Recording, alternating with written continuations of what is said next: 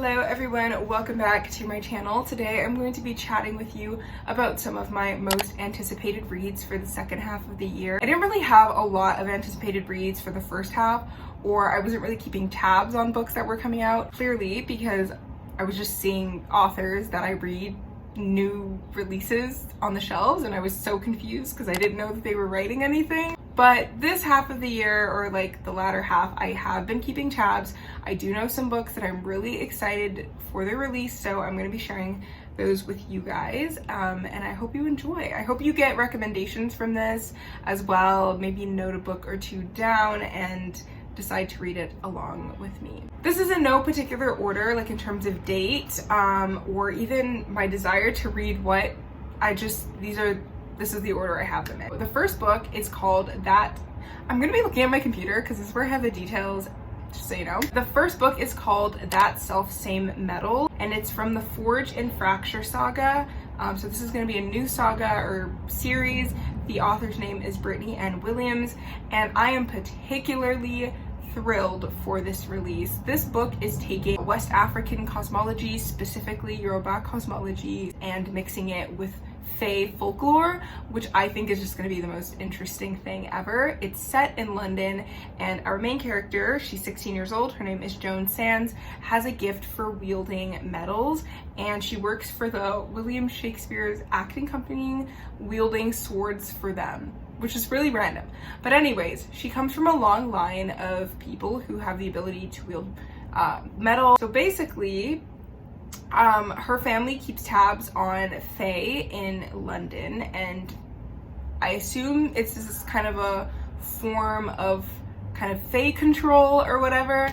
But when a number of attacks start to kind of rise in the city, and then she helps saves Cruel Lord's son from an attack, she gets thrust into this kind of political world of Fae. I'm just really excited about this book. It sounds really interesting, and it's my kind of fantasy. I really like the kind of Afrocentrism of the fantasy mixed in with Fae folklore. I really got into Fae folklore when I read the Cruel Prince series last summer, so I'm excited. I can't wait. Black main character, it's giving like Shakespearean vibes, London. I'm excited. This book is coming out pretty soon. Its expected published date is April 25th, so I will be picking this up, and I honestly will most likely be reading this the day I get it, as long as I'm not reading anything else. So I look forward to chatting with you guys about that in a couple of weeks. The next book is Their Vicious Games, and this is by Joelle Wellington, and another book that I'm gonna say this about every book, but I'm so excited about this. So this follows our main character, Adina Walker. She attends Edgewater Academy, and she has been on track to attend a top Ivy League school. However, one moment of lost control, one fight, one very bad situation kind of blacklists her from her top choice, and the only way she can enter or like get back in the running to get into the school is through this secret kind of competition that one of the founding families of her academy is hosting. There's 3 stages: the ride, the raid, and the royale. Yeah, so she's basically competing against other girls who are also eligible for this kind of family's prize in these 3 kind of sections of the competition.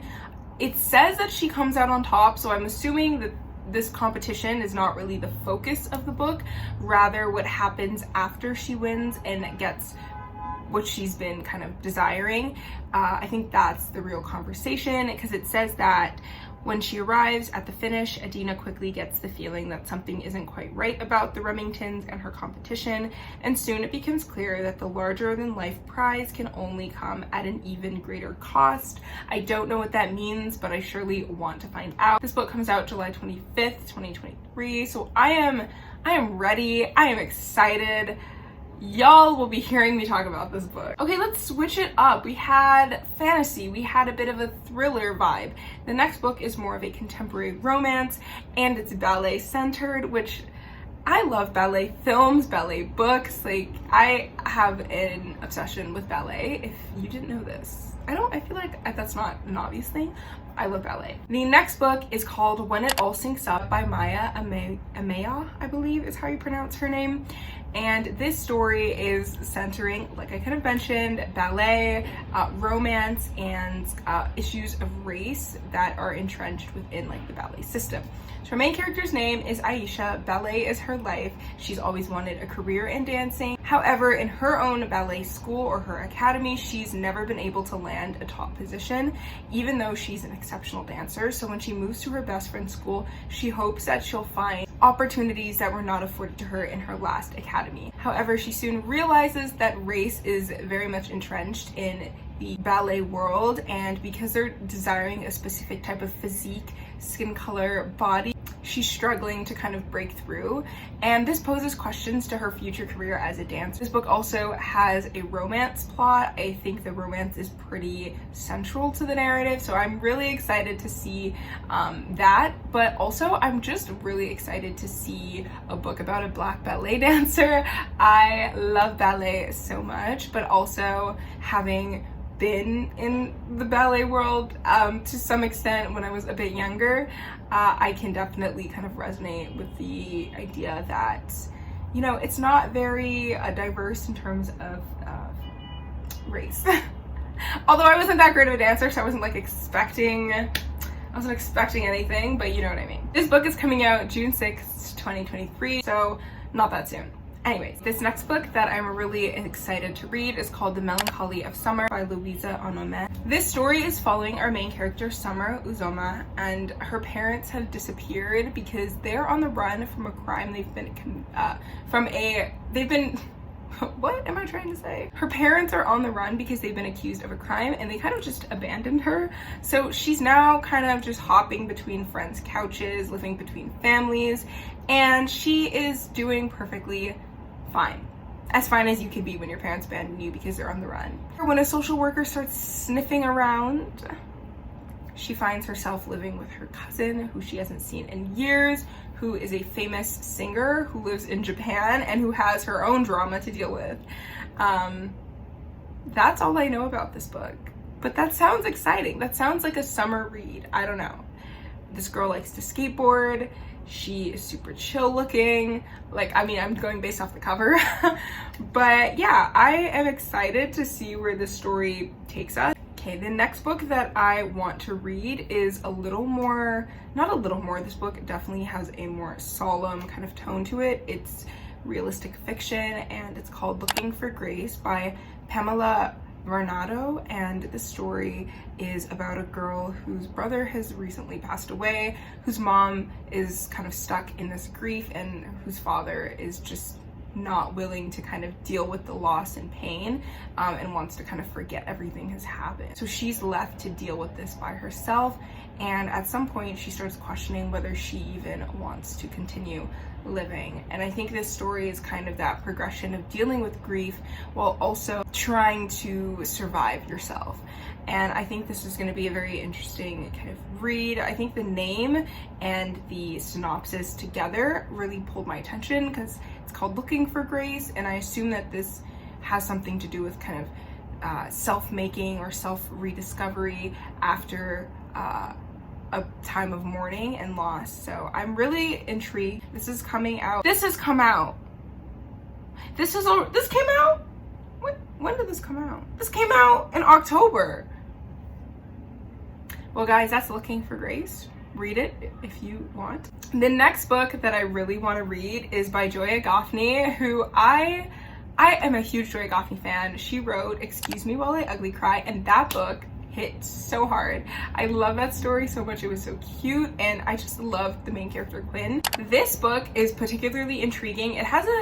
It takes a completely different turn than her last one. I mean, obviously, I don't expect the books to be the same, but I'm intrigued by where this book is going to go. It follows our main character, Nikki, who is suffering this awful betrayal from her sister and just can't seem to get along with her mother and ends up getting kicked out of her house. Her kind of plan is to flee to California and pursue this music career that she's always wanted for herself, but her best friend finds out about this plan and begs her to spend spring break with him so that he can kind of show her all the reasons why she should stay. In the process of that happening, Nikki's younger sister goes missing, and she is now forced to stay and then also work alongside her mom to find out what happened to her sister. Okay, this next book is dealing with very interesting themes. It's called This Town is on Fire by Pamela N. Harris, and it is a contemporary realistic fiction as well, or a YA contemporary realistic. It's all the above. Okay, follows Naomi, who has a lot going on in her life. She has boy drama, she has cheer drama, she's a high school student, so there's just drama, and she has her best friend Kylie to kind of lean on, or so she thinks. I don't know. Let's not get into grammar right now. But anyways, when a video of her best friend Kylie is posted on the internet, Kylie calling the cops on 2 black boys, she is kind of put in a position of precarity, let's say. She doesn't really know whether she can support Kylie as a best friend, because now she's starting to see her in a different light. And the black students at her school are giving their friendship some side eye because. So yeah, Naomi, and this year that she already had so many crazy things going on, is now having to deal with this. I mean, this is more of a okay, this is not really lighthearted, but this is like, I'm curious. Like, I want to know what happens. Like, are you gonna keep Kylie as a friend? Because that would not be character development, in my opinion. Anyways, stay tuned to find out my thoughts on these books whenever I get them and whenever I actually read them. Thank you guys so much for watching this video. I have been wanting to talk about my most anticipated reads for a while now. If I didn't say when they're coming out, I'll put it on the screen because I know I probably skipped over a couple. But yeah, anyways, we'll chat later, and I hope you guys are not suffering through your exam season as much as you could be. That's not really encouraging. Okay, bye.